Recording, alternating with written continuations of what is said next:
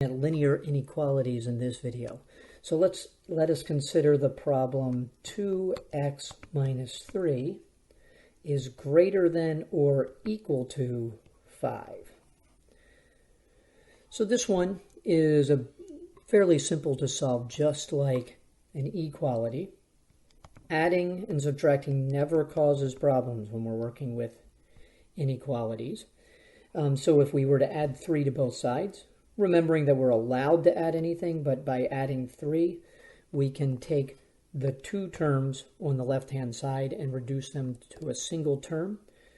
So we are left with, let's keep our inequality in there, that this must be greater than or equal to, that's what the symbol means, the number 8. If 2x is greater than or equal to 8, then dividing both sides by 2 means that the value that we put in for x must be greater than or equal to 4. Okay, so adding and subtracting doesn't cause problems. Dividing by a positive value does not cause problems. So our solution should work. So if we were to graph out x is greater than or equal to 4, I can start at 4. Notice this time I'm putting a solid dot. The solid dot means that we are including the value 4. And then we would include everything that is greater than 4 on the number line, including non-integers. So everything above 4, but also including 4. So once again, because there's an equal sign, this means we include the 4. Okay. So for instance, if I were to put in the value 4, let's substitute some values and just see what works and what doesn't. So we know that 4 is our cutoff, so let's consider some numbers to either side of that. Let's consider 2, 3, 4, 5, and 6. Okay, so if I were to substitute 2 in to the left-hand side of the equation, I would end up with 4 minus 3, which is 1, and that is not greater than or equal to 5. Therefore, that gives us a false statement. So you'll notice 1 would be right here on the number line. It is not included as part of our solution. I'm sorry, we substituted 2. So 2 is right there on our number line. So it is not part of the solution. Let me get the 1 out of there. 2 is not part of the solution. If I put 3 into the original expression, we would get 2 times 3, which is 6, minus 3, which would be 3, is greater than or equal to 5. That is also false.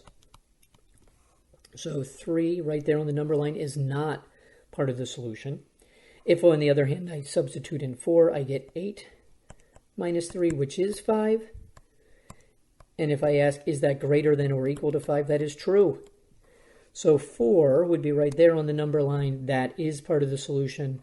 And if we go to 5, we'll just do one more with 5. That would give me 10 minus 3, which is 7 on the left-hand side of the inequality.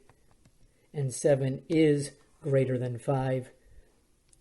Therefore, it is greater than or equal to 5. So that is also true. And if we keep on going, it will keep being true. So those are the solutions to that particular inequality. Now let's take a variation on this. Let me clear out some of what we have here and continue to create some space. Okay, let me get rid of my solution here. So that was the solution to the previous problem. Let us rework the problem by reversing. Whoa, let me change the size of my pen and the color. So let me get the size back down. Reasonable size there, okay. So if we were to go 3 minus 2x is greater than or equal to 5. Notice we've reversed the two terms. And we could go about solving this a couple of ways, like we talked about in the previous video. Okay, so let's look at method 1. In method 1, we will avoid doing any multiplication or division, so we won't run into any problems.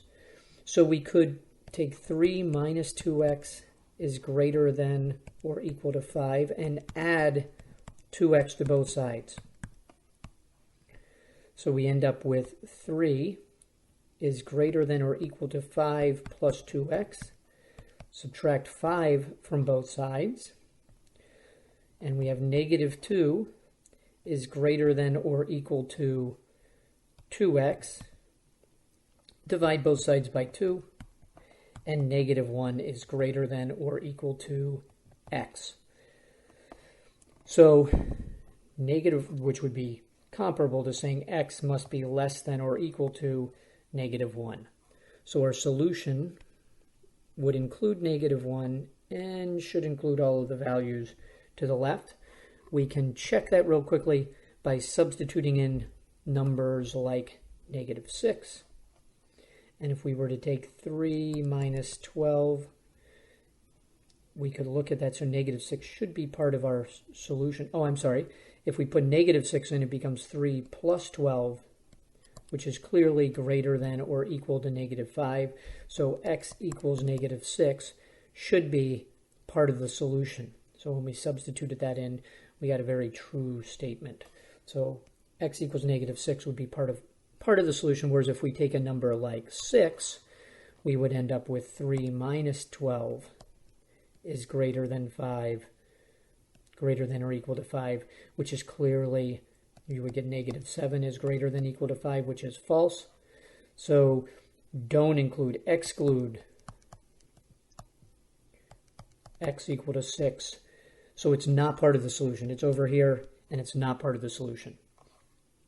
Now let's consider method 2 and make sure we follow the warning that we were given, that if we want to divide or multiply by a negative number, we need to flip the sign. So we have 3 minus 2x is greater than or equal to 5. So let's start by subtracting 3 from both sides. No problem there. We're doing addition and subtraction. So negative 2x, no sign flip. It's just addition and subtraction. So 5 minus 3 is 2. Now we want to divide by negative 2. This is where, I'm going to do it in red, we have to be cautious. It's like dividing by 2 and negative 1 simultaneously. So if I want to do that, I better end up flipping the sign. So right here, there's going to be a sign flip. So this should become greater, the sign needs to flip that way. And x must be now less than or equal to negative 1. I've divided 2 by negative 2 and get negative 1. Notice that's exactly what we had before. If I had not flipped the sign when I did this problem, I would get exactly the wrong answer. I would be including everything greater than negative 1 instead of everything that is less than negative 1, which would be exactly wrong.